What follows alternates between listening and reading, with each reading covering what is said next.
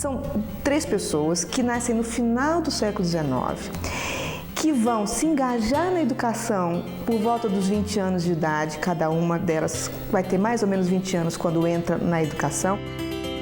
O sistema educacional está praticamente formado, mas não está constituído de fato. Então, eles vão estar nesse movimento de transição, de constituição desse Estado, de constituição desse Ministério de Educação. Lourenço Filho, por exemplo, vai ficar no Ministério da Educação e Saúde por uma longa duração, por vários anos, atuando. O Fernando de Azevedo e o Anísio vão ter atuações mais pontuais, mas eles também vão ser reformadores estaduais. Então, eles vão estar no âmago da consolidação do sistema escolar brasileiro. Anísio Espíndola Teixeira nasceu na cidade de Caetité, Bahia, em 12 de julho de 1900. Filho de Deocleciano Pires Teixeira e Ana Espíndola Teixeira. Estudou até a conclusão do secundário em escolas jesuítas. Cogitou entrar para a Companhia de Jesus, mas o pai, o queria político, mandou estudar no Rio de Janeiro. O que eu sei é que ele foi sempre um menino muito estudioso, brilhante, se destacou desde a infância, né? Desde pequenininho. Né? Então a família falava nisso com as pessoas que me contam. E hoje, inclusive, mais pessoas me contam sobre isso. Né? Agora, um menino, de certa forma, tímido.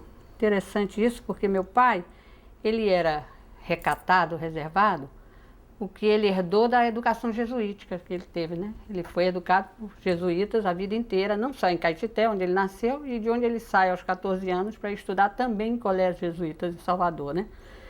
E ele guarda muito isso, essa coisa da simplicidade, do ascetismo, quer dizer, para ele nada, nenhum luxo, nenhuma exuberância, nenhuma vaidade, né? Então, ao longo da infância e da adolescência, esses traços foram sendo marcados, e ele, adulto, mantém isso. Anísio ingressou na Faculdade de Direito da Universidade do Rio de Janeiro, diplomando-se em 1922. Góes Calmon assume o governo do estado da Bahia. Conhecendo o jovem bacharel, convida-o para administrar a Diretoria de Instrução Pública. Em 1925, Anísio Teixeira viaja à Europa e observa os sistemas escolares de vários países, como a Espanha, a Itália, Bélgica e França. Em 1927, vai aos Estados Unidos e em 1928 faz um curso de pós-graduação na Universidade de Colômbia. É Anísio Teixeira que traduzirá e sistematizará para o público brasileiro as ideias do filósofo e pedagogo norte-americano John Dewey. Em 1931, muda-se para o Rio de Janeiro e assume a Diretoria de Instrução Pública do Distrito Federal. Manuel Bergstrom Lourenço Filho nasceu em Porto Ferreira, interior de São Paulo, em 10 de março de 1897, filho do comerciante português Manuel Lourenço Filho e da sueca Ida Cristina Bergstrom. Diplomou-se na Escola Normal Secundária de Pirassununga, em 1917. Neste mesmo ano, matricula-se na Faculdade de Medicina para estudar psiquiatria. 2 anos depois, abandona o curso e ingressa na Faculdade de Direito de São Paulo. Em 1921, é nomeado professor da cadeira de Psicologia e Pedagogia da Escola Normal de Piracicaba. Na década de 20, surgem as grandes reformas educacionais nos estados, precedidas pela Reforma Sampaio Dória, realizada em São Paulo. Em 1922, o dirigente do Ceará, Justiniano de Serpa, pede auxílio ao governo do estado de São Paulo. Foi convidado Lourenço Filho, professor de 25 anos, para a função. Em 1924, foi fundada a Associação Brasileira de Educação. A ABE tornou-se um foco de divulgação das novas ideias e passou a promover conferências nacionais, grande foco de debates e discussões. Entre 1924 e 1932, nascem seus 2 filhos, Rui e Márcio. Forma-se em Direito, reorganiza a Diretoria Geral de Instrução Pública de São Paulo e é convidado por Anísio Teixeira para organizar e dirigir o Instituto de Educação do Distrito Federal. Fernando de Azevedo nasceu em 2 de abril de 1894, em São Gonçalo do Sapucaí, Minas Gerais. Filho de Francisco Eugênio de Azevedo e Sara Lemos de Almeida. Ingressou no curso ginasial em um internato jesuíta no Rio de Janeiro. Prestes a concluir seus estudos, Fernando desejou ser jesuíta e entrou para a Companhia de Jesus, na cidade de Campanha, Minas Gerais.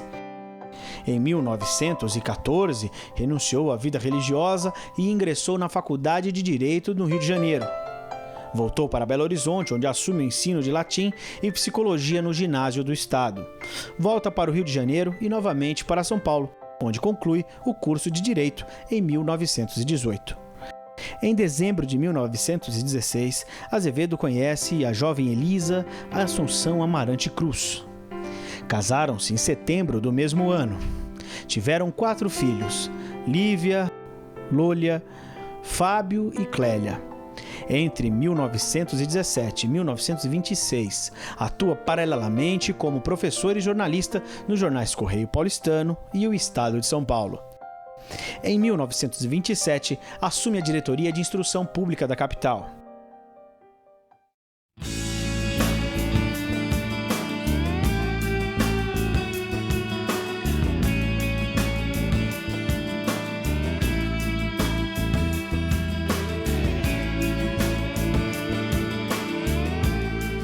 O problema da instrução pública se coloca de uma maneira mais contundente, não que eles não venham se preocupando com isso antes, ou como professores, enfim, mas ele vai se colocar como um problema mais contundente nos anos 20. É aí que eles, no cargo de reformadores, vão ter que lidar com o problema real de que é distribuir ou de organizar esse sistema educacional num determinado estado ou no Distrito Federal. Então, nesse momento, eles estão se constituindo, é aí que eles vão, no meu entender, que eles vão enfrentar de frente a questão e vão começar a perceber quais poderiam ser as soluções para aqueles problemas.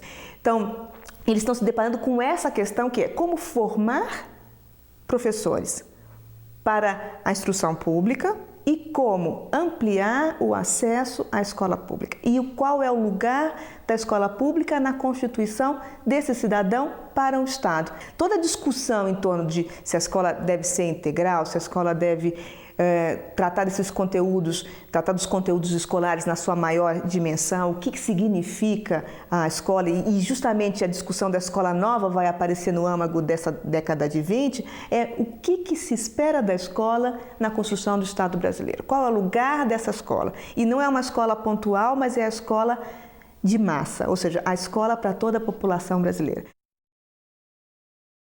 Em 1932, Anísio Teixeira, Lourenço Filho e Fernando de Azevedo são signatários do famoso Manifesto dos Pioneiros da Escola Nova.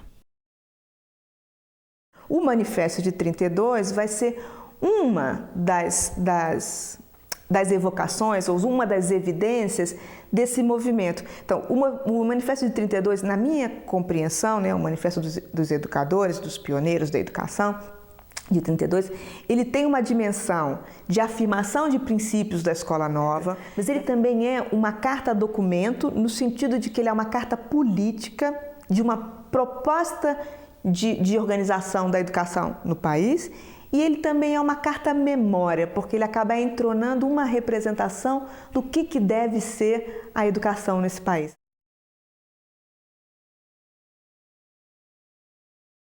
A proposta de uma educação que seja laica, que seja obrigatória, que seja gratuita, que seja dever do Estado, uma educação que seja nacional, de cunho nacional, de caráter nacional, então que seja uma educação que você possa ter no Rio Grande do Sul ou no Rio Grande do Norte, a mesma educação. Então, são esses princípios e os princípios de uma escola democrática, ainda que a noção de escola democrática possa variar de um para o outro, e possa até ser polêmico no caso do Lourenço Filho, mas eu acho que é uma questão pontual. De qualquer forma, a noção de uma escola democrática vai estar no cerne das preocupações dos 3 educadores. A escola nova no Brasil ela tem 3 dimensões. Eu, pelo menos, acredito nisso, Uma dimensão pedagógica, uma dimensão política e uma dimensão de finalidades, uma dimensão filosófica, se a gente quiser chamar assim. Então, Na questão do pedagógico, a escola nova é a compreensão, ou seja, ela surge como uma recusa do que vai ser chamado genericamente de escola tradicional, em que a criança fica imóvel, em que o professor é o centro da atividade, em que o ensino é um ensino verbalista, em que a criança deve memorizar o conteúdo aprendido, ou seja, ela aprende pela memorização, e em que o professor assume essa posição central de ser o grande expositor, né? Ele tem o conhecimento e ele vai passar o conhecimento para a criança.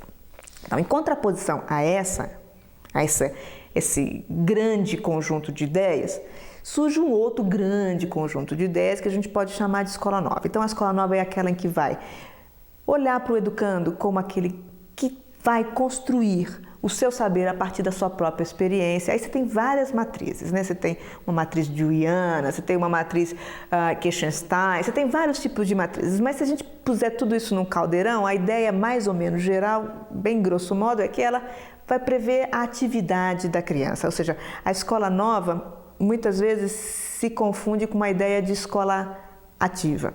Então, não só de ensino ativo, mas de escola ativa. Então, a criança está no centro da aprendizagem, a criança vai experimentar, a criança vai produzir o conhecimento, o professor é aquele que é o mediador, aquele que ajuda a criança a fazer, mas é aquele que mobiliza, mas ele sai da cena, né? E fazer é muito mais do que ouvir. Então, você passa de uma escola do ouvir para uma escola do ver e fazer. Então, essa é, em grosso modo, a diferença que a gente poderia dizer. Então, essa proposta de escola nova, você vê que ela é uma coisa assim, extremamente lata, abrangente e que a gente poderia dizer que é um ideal que até hoje está presente na educação nacional, né? Que é a criança poder, a partir da sua própria experiência, construir o seu conhecimento. No Brasil, foi o único país do mundo em que a escola nova assumiu o lugar do Estado. O que eu quero dizer com isso? Em todos os lugares do mundo em que a escola nova foi mencionada ou foi intentada, ela sempre foi pensada como uma experiência pontual. Então, você tinha uma escola que dizia que fazia a escola nova. Você tinha uma escola geralmente particular, né, criada por um educador Y, né, que a gente vai ter vários nomes que aparecem aí, enfim, e que vai defendendo esses princípios da atividade, da criança no centro do conhecimento e tal, vai propor uma escola nova. Então, uma experiência pontual.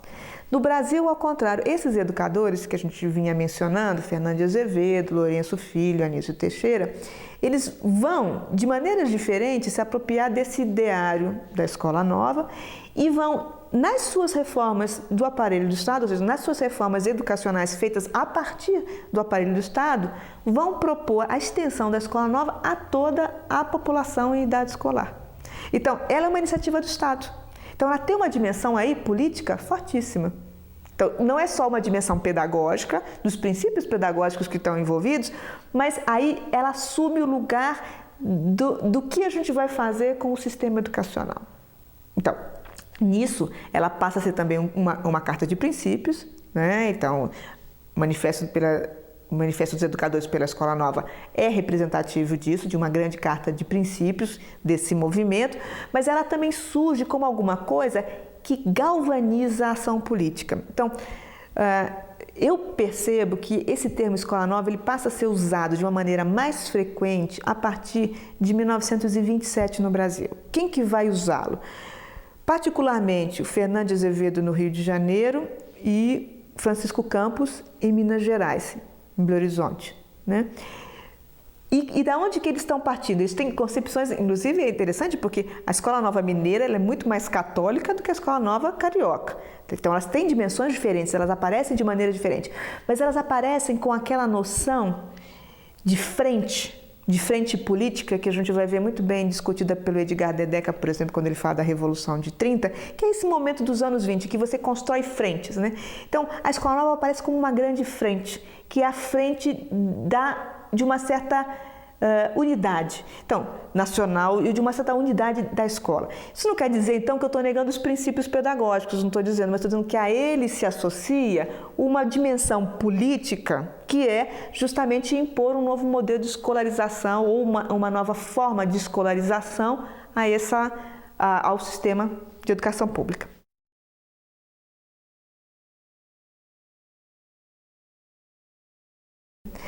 Mas a escola nova, então, nesse processo dessa dimensão política, e particularmente a partir de 30, quando se cria o Ministério da Educação e Saúde, né, e que você vai ter uma disputa, então, para quem vai estar nesse aparelho estatal, que já não é mais de cada estado ou do Distrito Federal, mas que é de âmbito federal, né?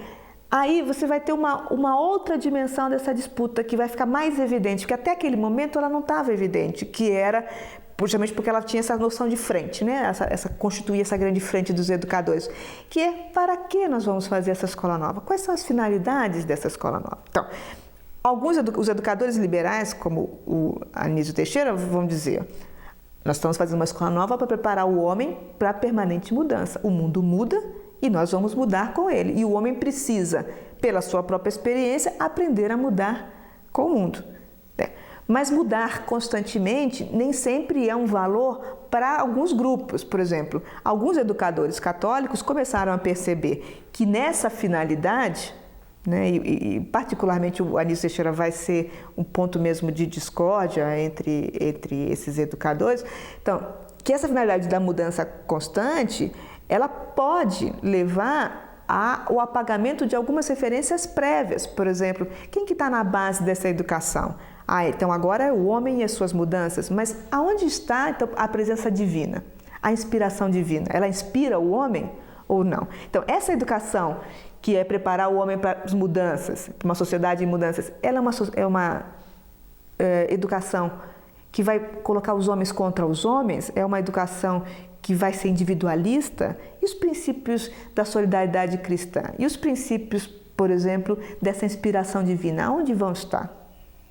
Então, essa discussão começa a aparecer como um problema grande, justamente porque, uma vez que está criado o Ministério da Educação e Saúde, e que a gente precisa dizer, então, quais vão ser as finalidades dessa escola nova, aí a gente precisa discutir os princípios. E esses princípios nem sempre são idênticos. Então, a gente vai ver, por exemplo, que a gente vai ter um conjunto de manuais, como o Manual de Pedagogia do Everardo Bacóizer, que é um grande educador católico e que se apropria do conjunto das ideias da Escola Nova, dissemina isso no seu manual, mas associa isso a alguns primados da educação católica. Então, não dá para a gente dizer que a disputa entre católicos e pioneiros, que é uma coisa que só se evidencia a partir de 32 com essa força que a gente conhece hoje, nessa disputa entre católicos, em que foi memorizada, como eu já disse anteriormente, né, foi tornada memorável pelo Fernando de Azevedo na cultura brasileira, ela só aparece mesmo ela só fica evidente a partir de 32. Mas quando você olha o material produzido por esses educadores, você vai ver que há uma permeabilidade dos princípios pedagógicos que atravessam um e outro. Ou seja, não dá para você dizer que a educação, que os católicos não tivessem sensíveis às novas perspectivas de ensino que a Escola Nova trazia. Mas o que eles não queriam é que aquilo subvertesse um conjunto de valores que eles tinham anteriormente, né? Ou que eles achavam que eram importantes. A mesma coisa vai acontecer com os liberais. Eles vão dizer, não, mas a Escola Nova, porque ela vem do Estado e porque ela deve ser porque ela está sendo colocada no Estado, veja a situação específica do Brasil, ela sai do Estado, então porque ela é de caráter estatal e esse estatal está separado da Igreja, então ela tem que ser laica e ela tem que ser obrigatória, tem que ser laica e é dever do Estado e direito do cidadão. Então aí entra em conflito a escola pública com a escola particular, o princípio da educação laica e da educação religiosa. Eu acho que são três dimensões que se a gente não compreender essas três dimensões quando a gente olha para a Escola Nova no Brasil, a gente não entende o que está no cerne da disputa, porque o cerne da disputa não são necessariamente os princípios pedagógicos, mas às vezes são os lugares políticos de embate ou seja, os valores que estão envolvidos nessa escola. A partir daí, a gente pode entender a atuação deles nos vários níveis que eles vão ter depois ao longo da sua trajetória de vida, porque são essas discussões iniciais que os vão constituir mesmo enquanto reformadores, enquanto políticos da educação. Não somente enquanto professores, que cada um deles, os três vão ser o tempo todo professores, mas enquanto políticos da arena educacional. Então, é nesse conjunto que a gente vai entender, por exemplo, depois a atuação do Lourenço Filho no Estado, ou seja, a preocupação com a construção do Ministério da Educação e Saúde em 1930, a preocupação de criar uma educação que fosse uma educação semelhante, na verdade igual para todo o país, e o Ministério da Educação e Saúde ser o lugar a partir do qual se vão emanar as leis que vão reger essa educação nacional, né? Isso vai fazer com que eles, de uma certa maneira, se interessem ou namorem com esse Estado, com esse Ministério da Educação e Saúde. No caso do Lourenço Filho, esse namoro vai ser um namoro mais concretizado, então ele vai entrar para o Estado já em 1932, 32, o Lourenço Filho já está no Ministério da Educação e Saúde e ele vai, inclusive, ir a empréstimo para a Diretoria de Instrução Pública do Distrito Federal para auxiliar o Anísio Teixeira, que o Anísio Teixeira vai fazer uma reforma no Rio de Janeiro. Então, são várias reformas, isso às vezes é confuso, porque são várias reformas. Anísio Teixeira vai fazer reforma na Bahia nos anos 20, mas nos anos 30 ele vai estar no Distrito Federal fazendo também uma reforma de instrução, de educação pública no Distrito Federal. Fernando de Azevedo vai estar no Rio de Janeiro de final de 26 até 1930, fazendo uma reforma no Distrito Federal, na instrução pública do Distrito Federal, e vai estar em São Paulo em 1933, fazendo uma reforma da instrução pública em São Paulo. Lourenço Filho vai estar no Ceará em 20, fazendo a reforma do Ceará, mas vai estar em 30, participando, fazendo uma reforma em São Paulo da instrução pública, sendo reformador de São Paulo, em 31 assumindo um posto no Ministério da Educação e Saúde e em 31 mesmo também auxiliando a reforma do Anísio Teixeira. Ou seja, você vê que eles estão se trançando, estão se encontrando o tempo todo, né? Aonde um começa, o outro continua. Estavam num primeiro grau de satisfação, de memória, de importância para ele, a reforma da educação no Distrito Federal, no antigo Distrito Federal, que foi feita no governo Washington Luiz, que ele mencionava há pouco. Talvez todo um quadro de política conservador que não o agradasse muito, mas apesar disso, com um reconhecimento muito grande pela cobertura que foi dada já pelo governo federal, que estava sediado lá, já pelo governo do Distrito Federal, que era o Antônio Prado Júnior, no sentido de compreenderem o que foi, várias vezes, quase uma batalha campal. E foi uma batalha durante os 4 anos de mandato, já do presidente da República, já do prefeito do Distrito Federal. Na época, me parece, indicado, não é, pelo presidente. Esse foi um momento de que, não sei se a palavra ele se orgulhava, mas de que ele retinha no mais alto grau de memória como um momento de batalha, quando estava mais moço, e de batalha vencida graças à compreensão de uma estrutura que no fundo era final, mas da República Velha ainda, e o apoio dado por gente das mais diferentes áreas aí de todo o Brasil. Um detalhe disso, ou uma materialização disso, eram grandes amigos que ele fizera nesta época. O Venâncio Filho, Francisco Venâncio Filho, hoje tem um filho na academia, ou a poetisa, então, jornalista Cecília Meirelles, que entraram através do jornal ou da luta no âmbito da educação ou na luta política mesmo, em termos do movimento pela Escola Nova, depois se desdobrando, Manifesto de 32, etc., entraram numa grande composição em apoio a essa reforma.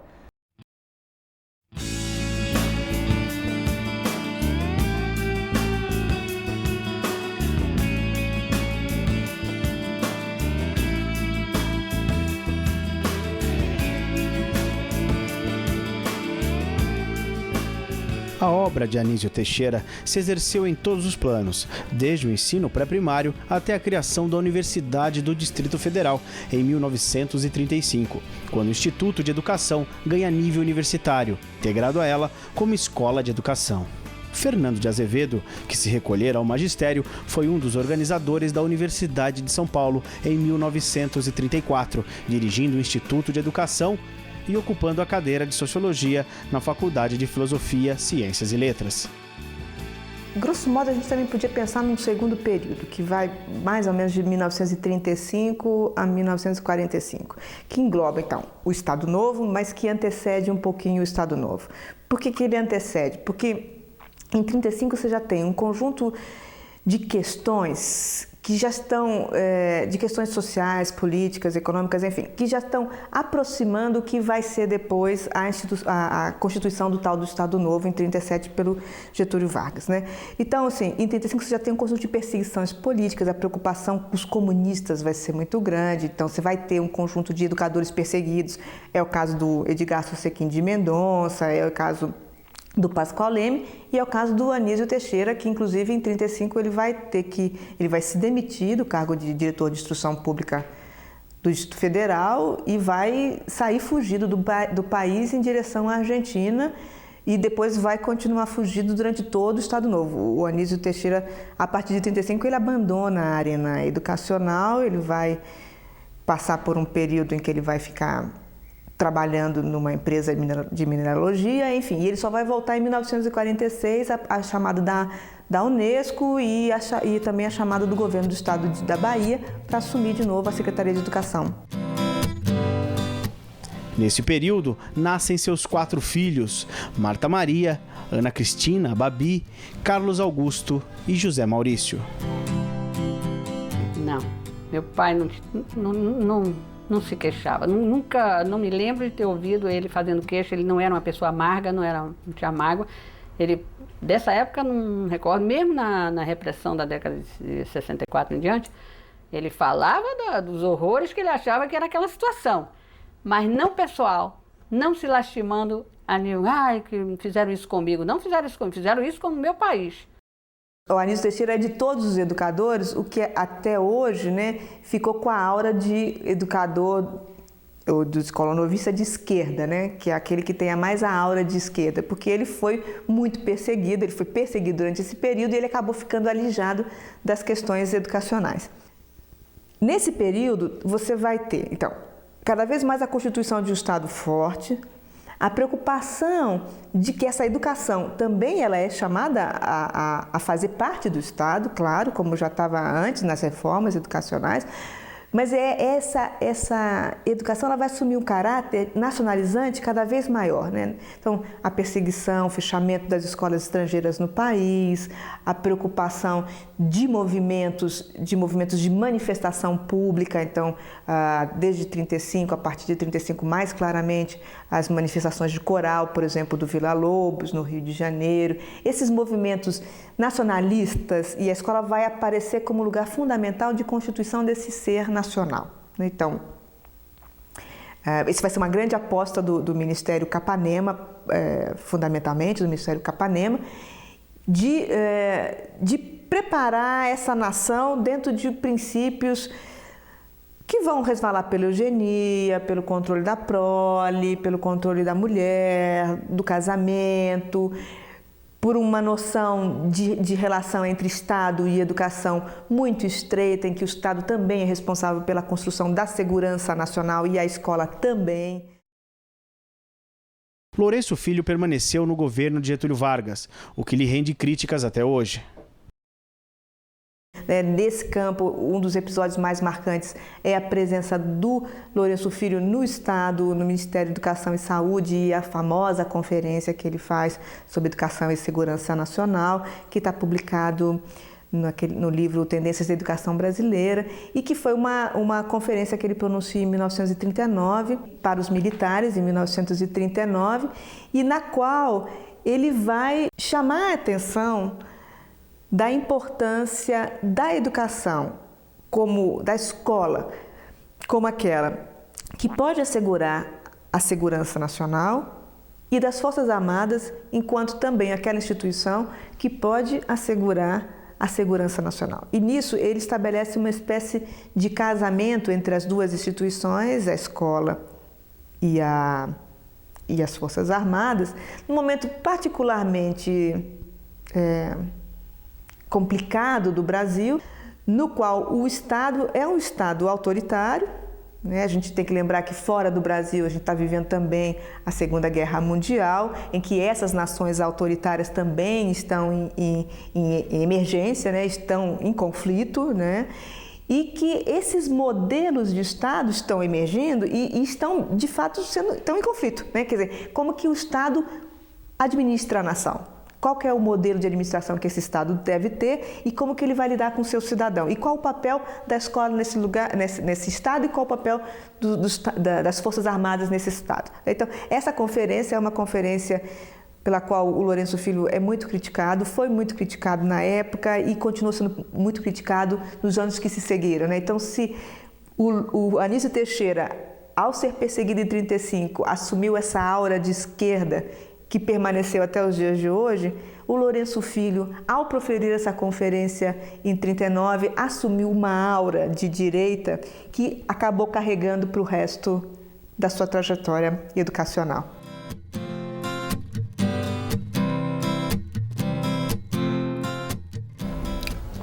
O meu pai tinha um grande respeito, talvez, pelo Getúlio e mais talvez pelo que representava o movimento que deu à educação uma participação diferente, né?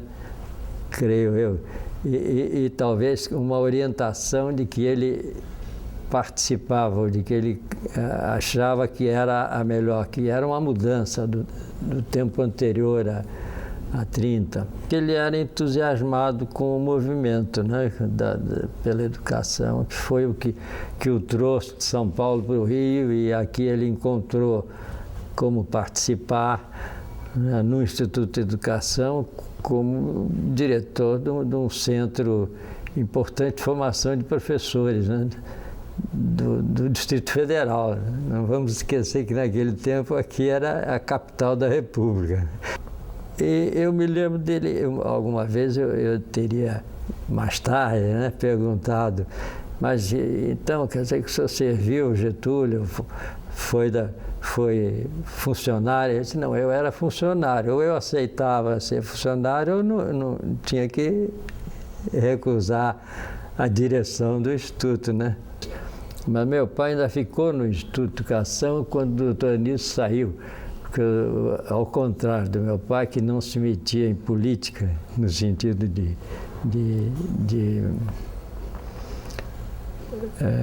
partido ou de orientação específica, quer dizer, ele talvez dissesse assim, a minha política é da educação, eu sou um educador. E o Lourenço Filho acreditava numa educação para todo o país. Ele acreditava em modelos de educação e ele acreditava em princípios educacionais. E eu acho que ele também acreditava que o fato dele estar no Estado permitia que essa educação tomasse cores, tomasse aspectos, tomasse formas que não seriam tão autoritárias se ele não estivesse lá.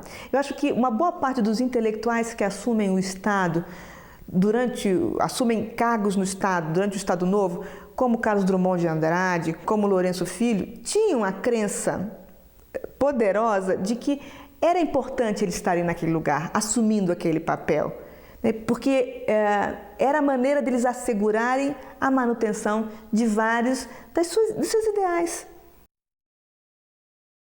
Neste período, Fernando Azevedo irá declinar de convites na administração e escreverá a série de livros A Cultura Brasileira. Nesse período, o Fernando trabalha como professor da Universidade de São Paulo e vai publicar, em 1943, a famosa Cultura Brasileira, que vai ser um dos livros sínteses e um dos livros mais importantes desse período. A Cultura Brasileira é um livro enorme, são 3 volumes. No último volume chama A Transmissão da Cultura, onde ele fala do processo educacional. Ele foi escrito a título de introdução ao recenseamento que tinha sido feito, estava sendo feito no Rio de Janeiro, sobre o Brasil como um todo, né, o recenseamento.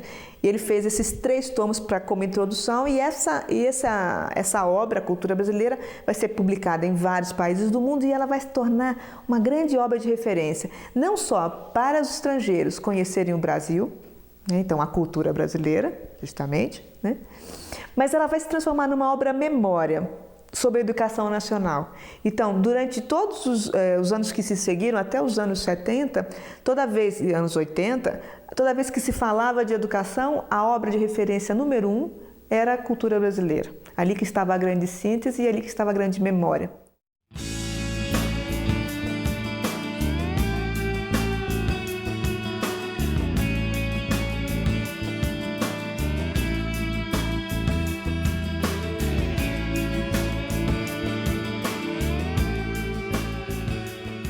Em 1946, Anísio Teixeira assume o cargo de conselheiro da Unesco.